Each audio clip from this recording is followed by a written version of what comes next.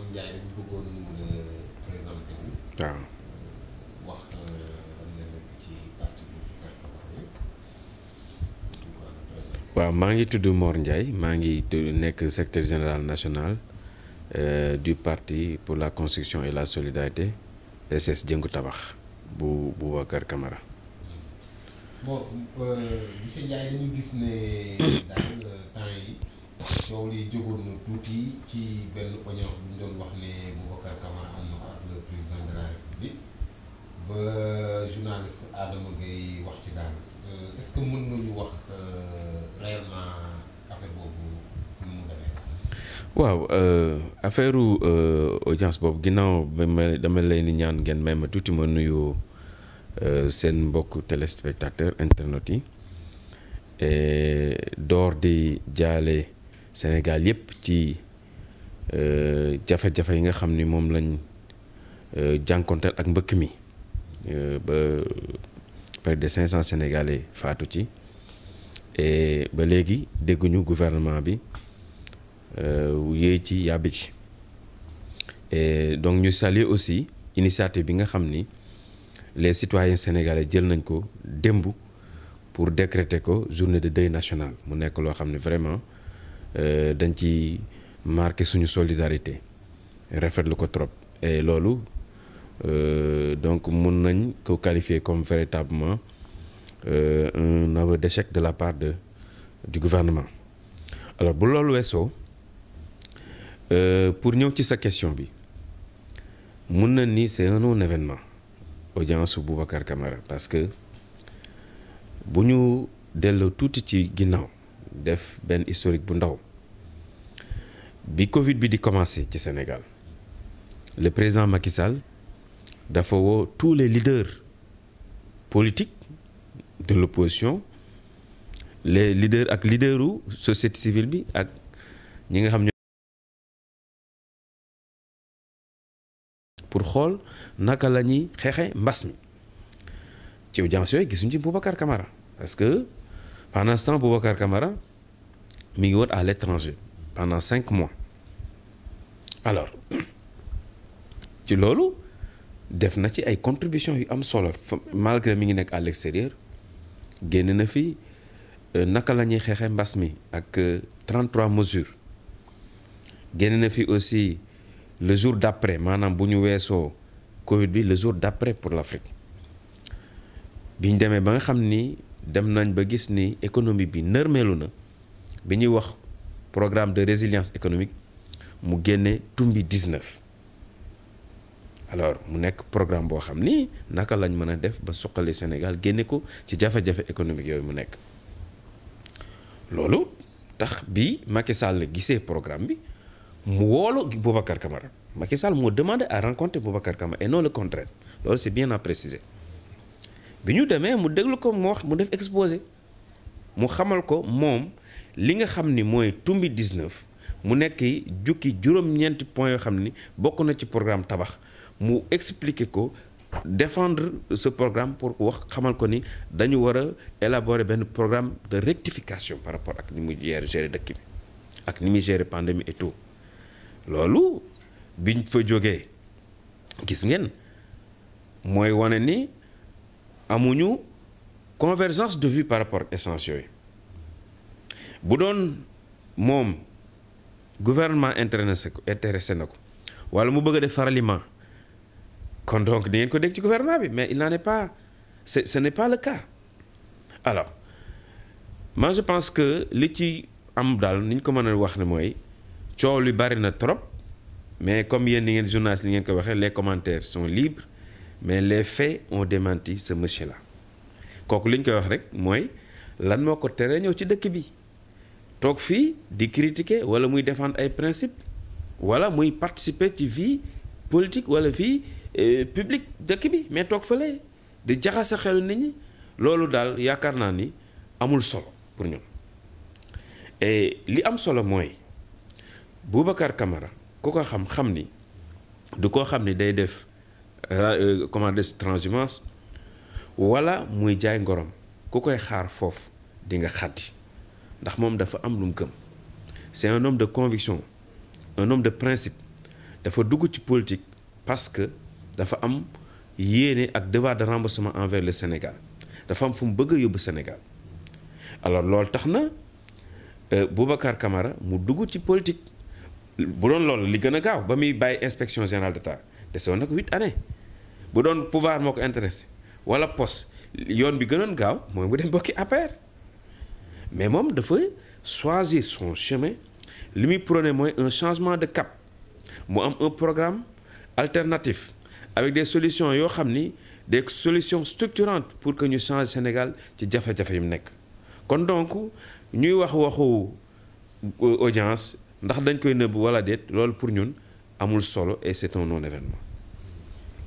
Bon léegi dañu gis na aussi Boubacar dafa quitté ci coalition Jotna bi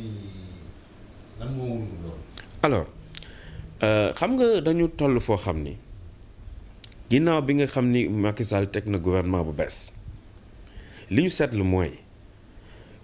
ki nga xam ni moo nekkoon deuxième ci présidentielle mooy Idrissa Seck dem na ànd ak moom mu créé ubbi benn boulevard boo xam ni au sein de l'opposition ñun ak Boubacar Camara muy le parti PCS Jëngu Tabax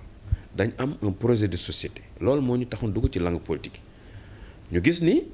pour mieux vulgariser suñuy action pour rendre visible ñun suñu programme tabax pour que véritablement ñu incarner un leadership ou bien un pôle au niveau de l'opposition nga xam ni dañuy créer benn coalition bu tudd tabax mu nekk benn coalition bu regrouper l'ensemble des leaders ou bien des partis de l'opposition et mouvements yi nga xam ni donc li leen intéressé mooy comment faire pour redresser ce pays comment faire pour redresser le Sénégal et donc ñun ñu prôner pour une opposition forte une opposition boo xam ni ñetti critères lay am muy une opposition réfléchie une opposition responsable et une opposition cohérente loolu lañ taxaw seetlu gis ni boulevard bi c'est l'occasion véritablement de poser des actes forts loolu moo wund suñu génn ci coalition Jotna. voilà président dañuy dellu si waat rek ci benn question ñu gis ni bi ngeen génnee ci coalition Jotna bi ay fan dañ cee teg ay fan rek ki nga xam ne moom moo di le leader Ousmane Sonko moom aussi il s'est retiré est-ce que mën noo jàpp ni à l'intérieur de cette coalition dafa amoon ay problème. waaw man gëm ni coalition bi amoon na problème parce que li nga xam ni moom laa wax sànq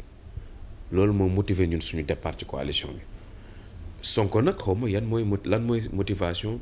moom ak partem Pastef pour que ñu génn ci coalition bi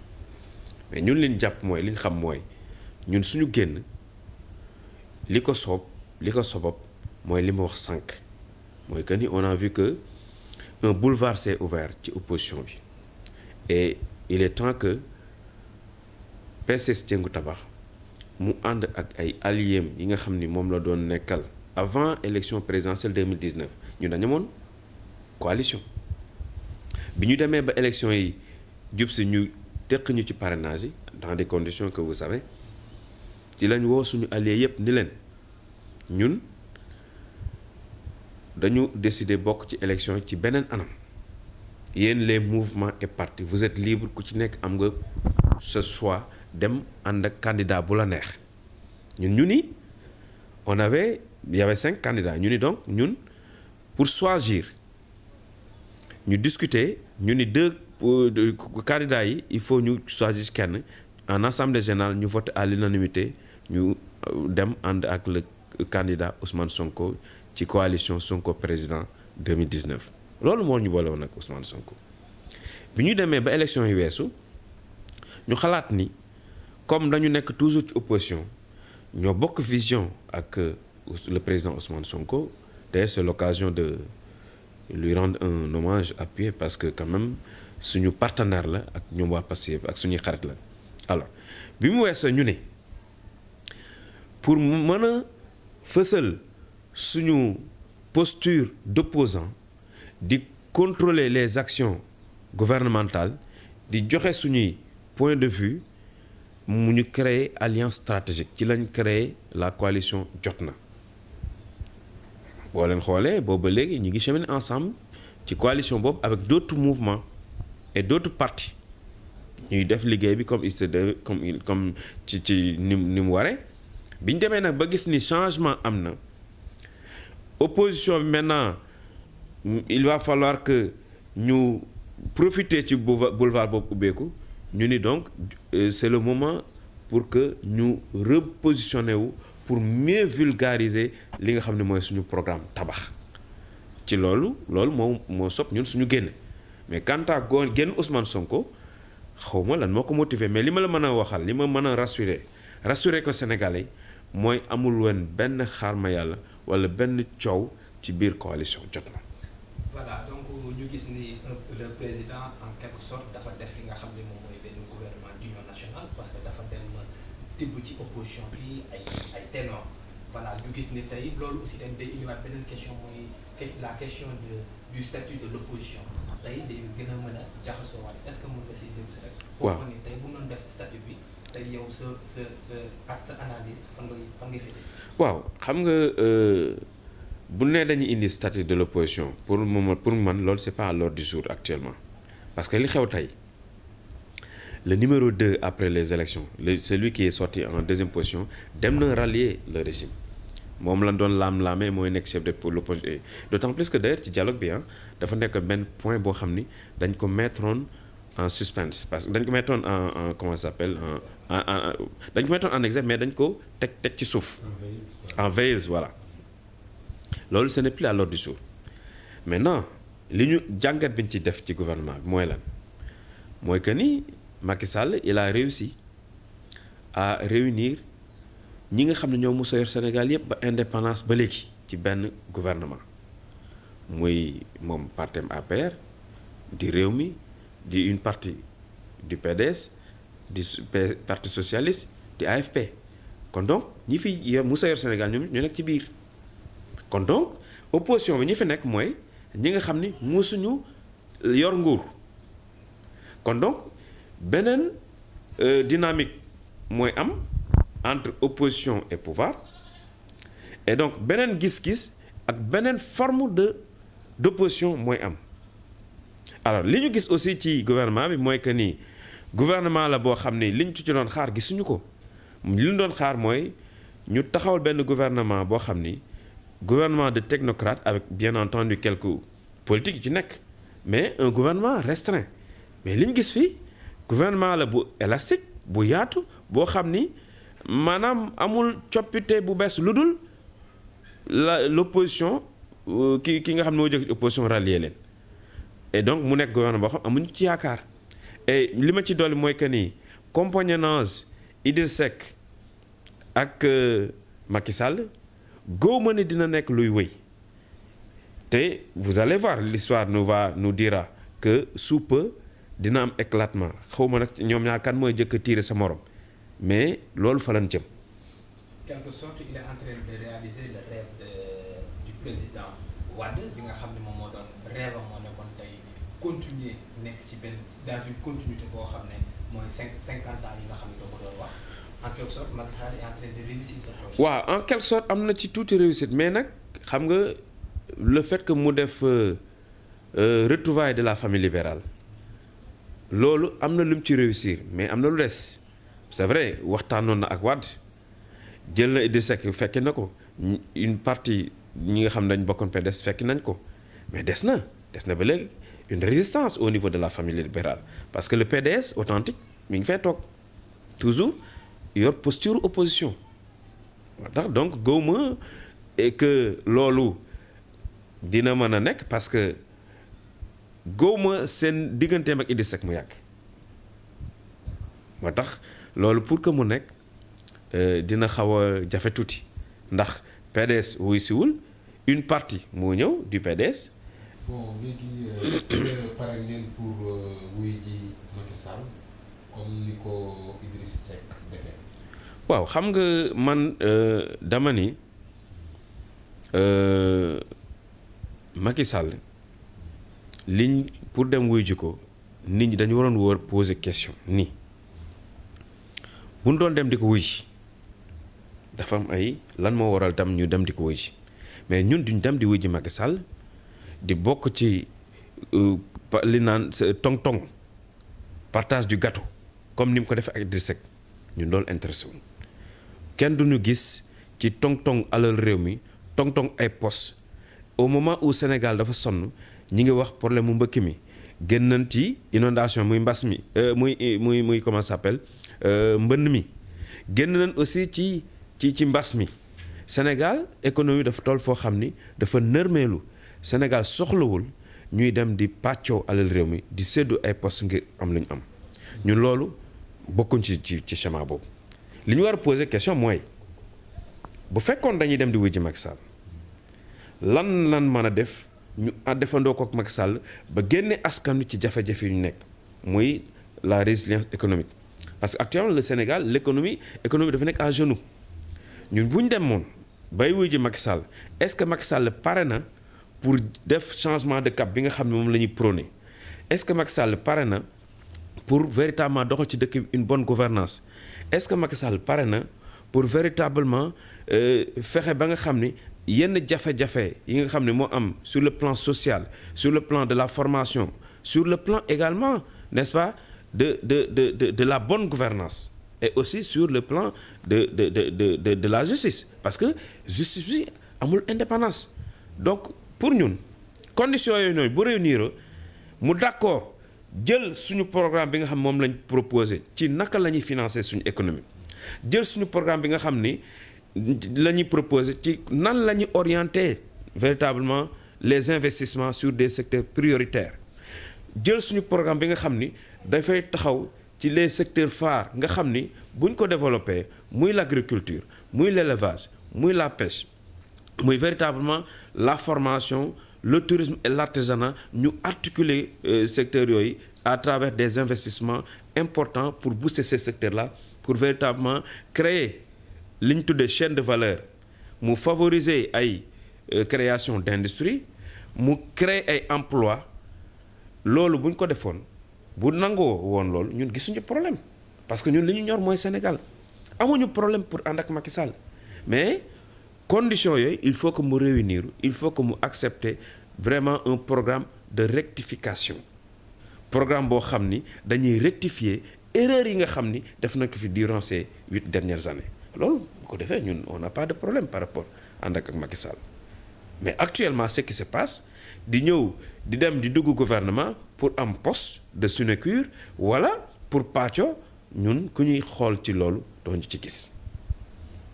bon léegi dañu gis ne local yi dafa jege est-ce que da ngeen di dem ci coalition wala da ngeen di natt seen doole.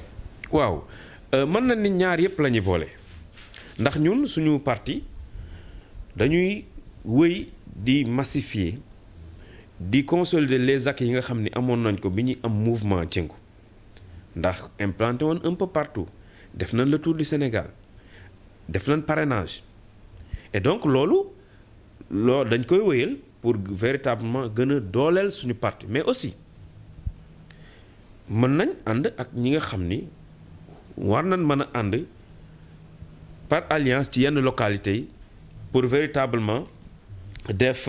les élections locales def des listes gagnantes pour que véritablement donc population yi li nga xam ni diggee nañ ko ak ñoom ak démarche bi nga xam ni ñi ngi koy def ak ñoom xalaat nañ ni loolu lu war a mën a nekk la kon donc ñun yaakaar na ni suñu parti dina wëy di waxtaan ak ay alliés parce que wax naa ni la am nañ suñu coalition jot na alors coalition tabax mi ngi liggéey ci dynamique gu renforcer n'est-ce pas cette donc coalition bi pour que élection locale yi véritablement ñu war a mën a xool ñun mën a àndal pour conquérir les suffrages des Sénégalais. léegi yow noo gisee pataar état bi ci dee bi am temps yi ci Barça bi état bi waxu ci dara yow ban jàngat nga ci am. waaw loolu dañ koy naqarlu parce que aussi day firndeel encore une fois échec au gouvernement bi ci politique de gestion de la migration c'est-à-dire les immigrants état bi li ñu ci waroon def mooy fexe ba nga xam ni ñi nga xam ni dañuy dem bitim réew pour daani seen doole am nañ qualification am nañ formation bi war ba nga xam ne bu ñu demee bitim réew dinañ mën a intégrer facilement ci dëkk yooyu ñuy dem bu ñu demee bitim réew waroon na mën a fexe ba nga xam ni dina am ay accord ak pays d'accueil yi nga xam ni suñuy citoyen demee foofu noonu dinañ war a mën am problème këyit dinañ war a mën a am liggéey duñ am benn jafe-jafe et loolu état def ci benn effort bi ci des aussi mooy ñi nga xam ni dem nañ bitim réew ci diaspora bi liggéey foofu waroon mën a organiser mettre des conditions boo xam ni bu ñu ñëwaatee Sénégal dinañ mën a am possibilité investir fi wala ñu mën a am possibilité retourner ci seen terroir pour liggéey fi pour toog man nga dem daani doole mais boo demee ba def un certain nombre d'années war nga mën a ñëw ci sa dëkk investir fi créer fi ay emploi toog ci sa dëkk mais malheureusement secteur boobu état bi daf ci seetaan def ci benn effort mais ñun dañ wax suñu programme diaspora bi dafa am rôle bu am importance bu muy jouer ci développement Sénégal et donc wax na ni dañuy mettre en place benn société boo xam ni diaspora SA la tudd nga xam ni ñi nga xam ne ñoo nekk au niveau de la diaspora dañ ci nekk des actionnaires état bi def benn fonds ñu créer société bi nga xam ni dina leen mën a permettre fii ci dëkk bi ñuy gérer seeni problème yi nga xam ne généralement diaspora bu ñu nekk fële dañuy envoyer xaalis pour les dépenses pour prendre en charge seeni famille mais aussi ñu mën a am kër ñu mën a am aussi benn mutuelle boo xam ne ku ci feebar sa famille di nga ci mën a faju ñoom aussi nañ ci mën a faju mais aussi problème yi am souvent dañuy gis bu nit mara détail faatoo foofu dañuy cotiser di dajaloo pour indi ko wala ñu kenn feebar ñu kii indi ko yooyu yëpp bu ñu créé woon société boobu dina mën a gérer loolu te loolu état bi def ci lajj état bi véritablement côté donc émigration côté gestion diaspora defu ci benn effort moo tax loolu waral lii pataaral bi loolu moo ko waral parce que defuñu ci benn effort tey bu fekkoon defoon nañ ci benn effort defoon nañ ci benn investissement wala def ci benn geste dinañ génn communiquer wala ñu wax ak sénégalais mais il n'en est rien. léegi lan mooy sa kàddu waaw sama kàddu gu mujj mooy ñi ngi woo sénégalais yi di leen xamal ni la coalition tabax egsi na mi ngi woote képp koo xam ni mouvement nga képp koo xam ni opposition nga ñu ñëw à travers suñu programme tabax consolider suñu coalition ñu créer benn opposition cohérente benn opposition réfléchie benn opposition responsable pour que ñu relever le défi du changement parce que tey fi ñu toll ci suñu économie ni mu nërmeeloo jafe-jafe yi askan wi di dund c'est le moment pour que véritablement ñu relever ce défi-là et donc ñu xam ni Boubacar Camara ak le PCS Jëngu Tabax et la coalition Tabax dañuy réaffirmer seen ancrage ci opposition bi loolu donc lañ amoon ci lu ñu wax di leen gërëm di leen sant di nuyu suñu waa parti di nuyu suñu président honoraire fondateur Boubacar Camara alors di nuyu les responsables du parti